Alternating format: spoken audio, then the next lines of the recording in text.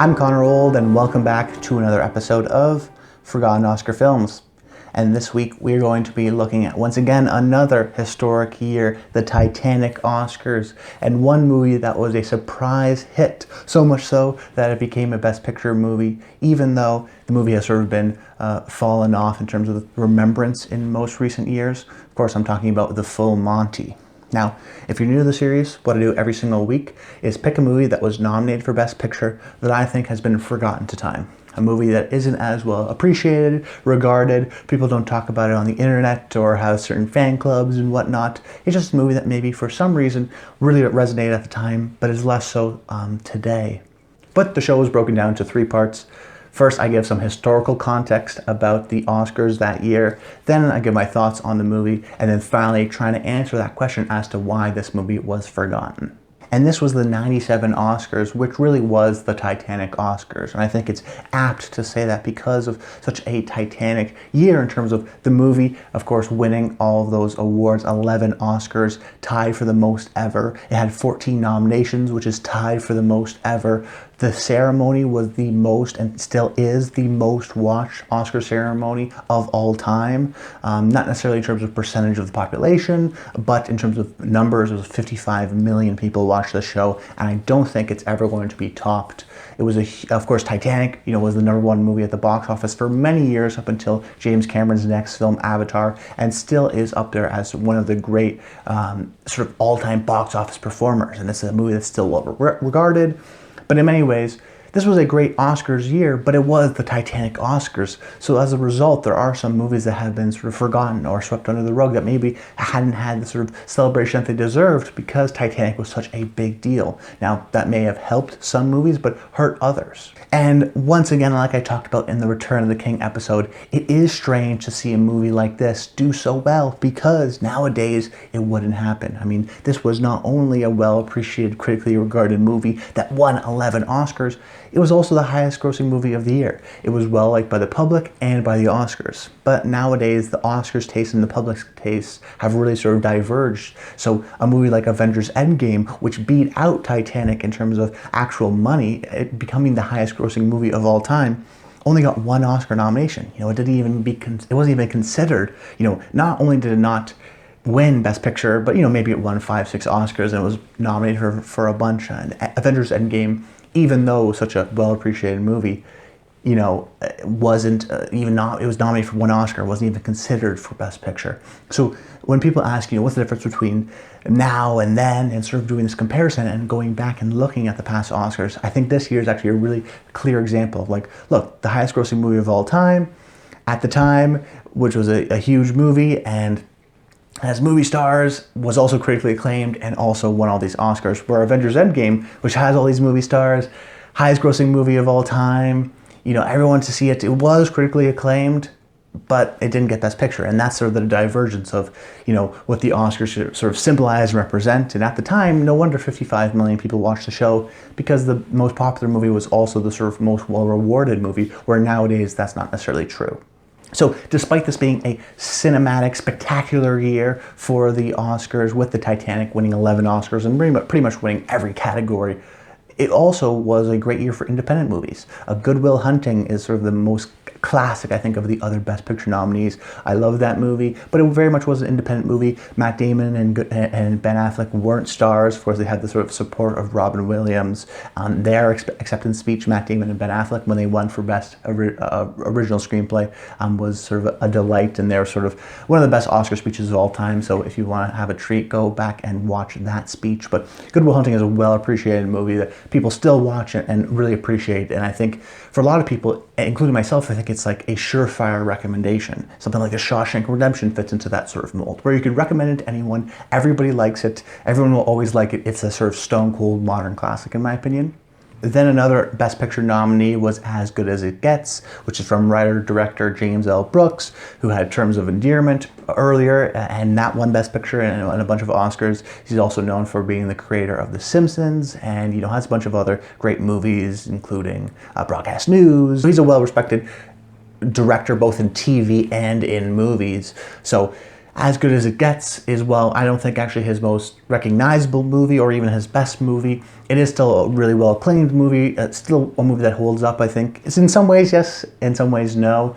He's had an interesting career sort of in his later half, but he was definitely a thing at this time. This movie was a big hit. Jack Nicholson, of course, this is being known for his third Oscar, that coveted third Oscar. He got it for this movie. So it has some historical Oscar elements to it. It has the connection to James L. Brooks, who is still a well-regarded movie and television director. So it has that sort of respect in the movie stars, and of course also won for Helen Hunt for Best Lead Actress, so it was a big deal even at the time for the acting categories, and I still think it remains in the pop culture sort of consciousness, at least in the film-going understanding. And then the fourth movie, I think, is actually a little bit underrated, but it's still a movie you see pop up on streaming services and whatnot, and that's LA Confidential. And I had already seen the movie, so I didn't want to cover it, even though I do think it's a little bit underrated. But, you know, what I've realized, especially in this sort of streaming era, is that stars are really important. That when you see all these tiles sort of stacked up next to each other, of course, things like Rotten Tomatoes and reviews do matter, but ultimately, if you see someone you recognize, if you see a movie star, you automatically think, oh, this has a certain level of a budget, this has a certain level of respect, of reputation. And because of that, even the older movies, people who are still stars today, their older movies will get more frequently sort of pushed. So like a movie like 9 Lives, speaking of Kevin Spacey, has Kevin Spacey and Christopher Walken, and even though it's a kind of a strange movie, it still pops up all the time on streaming because it has sort of recognizable names. In the same way, LA Confidential, the director, Curtis Hanson, also did 8 Mile, which is probably his other most successful movie. He's a good director, but he's not sort of an auteur in the same way James L. Brooks is, or even Gus Van Sant with Good Will Hunting, or James Cameron. He's not of that status, but he's a very well appreciated and a great director, with this probably being his signature movie. But I think the reason why this is sort of sustained in something like my choice, ultimately, the Full Monty hasn't, is because it has a little bit of that genre trapping. It's a neo-noir, so it's one of the best neo-noirs because it's in a niche genre. And like I said, the stars, it's got Kevin Spacey, it's got Guy Pearce, it's got Russell Crowe before he was even Russell Crowe, before Gladiator and Beautiful Mind. It's also got Kim Basinger, who won for Best Supporting Actress. So it has Danny DeVito's in this one too. So it has a bunch of stars that it's easy to just put the poster up in a little tile when you see it on Netflix, and the likelihood of people watching it is higher than even something like Full Monty, just because the stars haven't necessarily panned out. And we see that over and over again, why a movie like In the Bedroom isn't as well acclaimed as it maybe should be, just because the stars aren't the sort of A-list caliber stars that that oftentimes sell movies even still on that sort of Netflix tier of boxes. But like I said, going back to it, this was a year that, yes, it had so many Oscars, it took so many viewers in terms of, yes, Titanic was big, but it's also a symbol, I think, of, the Oscars' relevance, that this is a group of 5 movies, all of which made over $100 million internationally. I think even more, $200 million if you count certain, re-releases and stuff like that. But they were all huge hits at the time, even before they, won Oscars. Oscars do help in terms of, getting people to see the movie, but even still, Full Monty was a huge hit. As Good as It Gets was a huge hit. Of course, Titanic. These are movies that were well appreciated and well watched, whereas, movies nowadays, Nomadland made, $100,000 at the box office, mostly because people hadn't been able to go. But even something like A Parasite is not like a game-changer blockbuster hit in the same way like some of these were. So, this year is very much a peak kind of 90s year, which is also very much not how the Oscars are today. But, movie stars really reign this Oscars. Big budget sort of sci-fi spectacles. Of course, Independence Day is the year before Titanic, the disaster movie here, is important. So you have the big, but you also have sort of the smaller movies with, really independent movies have really rose in the 90s. So we get Good Will Hunting, we can get some of these movies that normally we wouldn't have gotten. But even though we have sort of these colossal big movies and titans of the industry, the 5th movie that was nominated for Best Picture is kind of the strangest Best Picture nominee I can remember, and that's The Full Monty. And it's not the sense that it's such a weird, strange, David Lynchian type movie.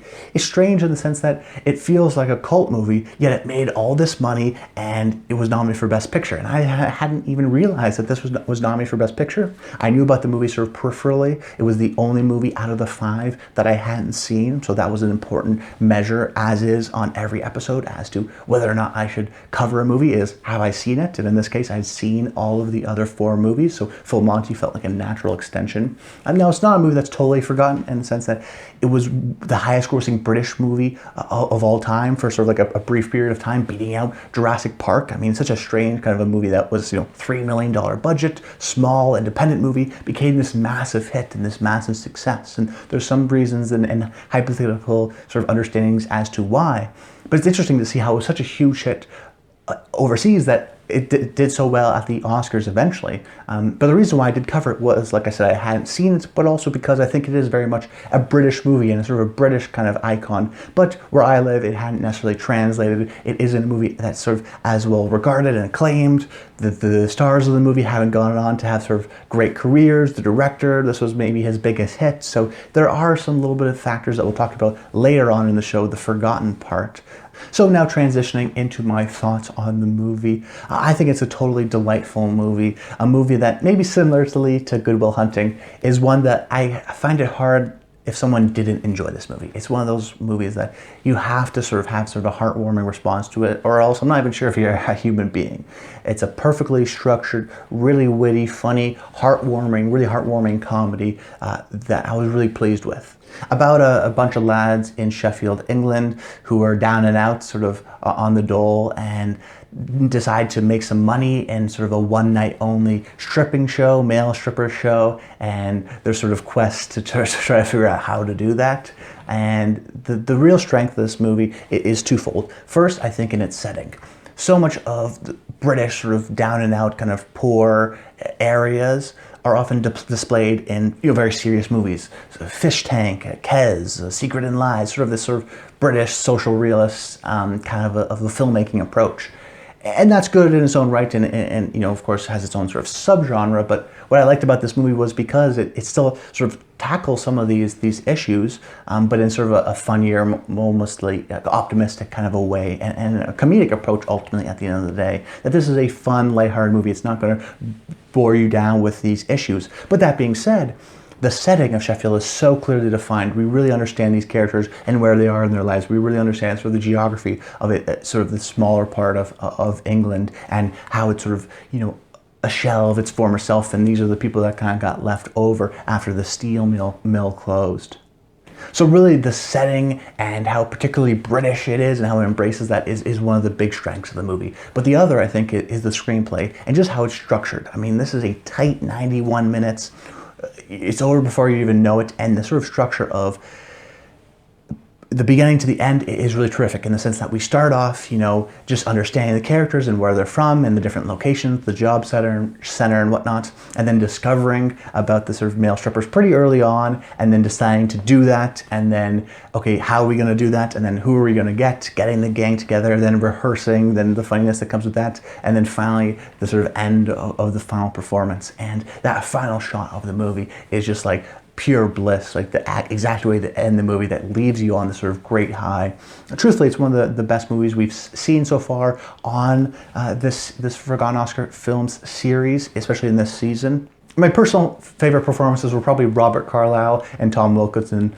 Carlyle, just because I think he has a really strong leading man performance in this movie. I think that he really brings the heart of this movie, and coming off of Trainspotting, it really was sort of his moment here. But I think this is maybe my favorite performance of his that I've seen. I mean, Tom Wilkinson, of course, is always great, but we've covered him in Michael Clayton, we've covered him in The Bedroom, we've covered him here. He's one of these actors who is consistently great and in consistently great movies, but is always sort of seen as a sort of character actor because of his age. But he is great as a sort of conflict of being, he was once these guys' boss, but now he wants to feel a little bit more mature and a little bit more respected, but he's in the exact same position as they are. So, all the different sort of ways in which we sort of emotionally connect to these characters, as well as being funny, is sort of the dual combo that's hard to match. And it's such a perfectly structured movie. It's really enjoyable. It's very British and identifiable. It's understandable why this movie did so well over there, or just, did so well in particular. But I had a real fun time watching the movie, which makes me saddened as to why this movie has been forgotten. And I think there are a couple reasons. Like I said earlier, it doesn't have the stars that you could use to advertise on Netflix. You know, it doesn't have a recognizable face, therefore the likelihood that someone's going to click on it. You know, Robert Carlyle is a guy who had a very promising career after this in Trainspotting, but you know, he was always a sort of second fiddle to other big stars, to Leonardo DiCaprio on The Beach, to Pierce Brosnan in the, what's that James Bond movie, The World Is Not Enough. And because those movies weren't as successful, him being the sort of number two, he wasn't able to catapult into that sort of larger Hollywood leading man status. Director Peter Cataneo, he's only really done one movie. Of course, he's the full Monty, and then the movies after that, he's done some more comedies, and he's still making movies and TV. And you know, I think he'll always have a career. But you know, a couple of the studio comedies didn't hit as big as this one, and weren't as, you know, well appreciated and well celebrated. That this really was his biggest success, and because he doesn't have sort of an auteur-esque sort of relationship in the same way James Cameron does. He's just not as well studied, or you know, he doesn't as many great movies and things like that. So because of that, it's not like you're going to get into Full Monty because of the director. Similar with Robert Carlyle. I mean, maybe you're a fan of him, but you're probably a fan of him because of this movie or Trainspotting. Simon Beaufoy, the writer, is probably the most successful, who's gone on to do, you know, Slumdog Millionaire and a couple other movies with Danny Boyle and Everest. And he's, you know, well-respected sort of screenwriter who's still making sort of bigger movies. But most people aren't sort of super fans of him necessarily, that they're going to go back and rewatch all of his movies. So because of that, we don't have sort of a direct tie. So if you like the movie and you know about the movie, it's because of the movie itself, not because you're discovering it from other places. You didn't find it on Netflix because maybe they don't have it on Netflix because it doesn't have those stars. And because they're not stars, you're not going to find it in another way. So now, it was a huge hit in England, so I understand that, you know, people in there, of course, have heard of it and know about it, and it's not forgotten to them. I do understand that, but it's not a movie that sort of translates. You know, sometimes British stuff really does translate, like Edgar Wright, for example.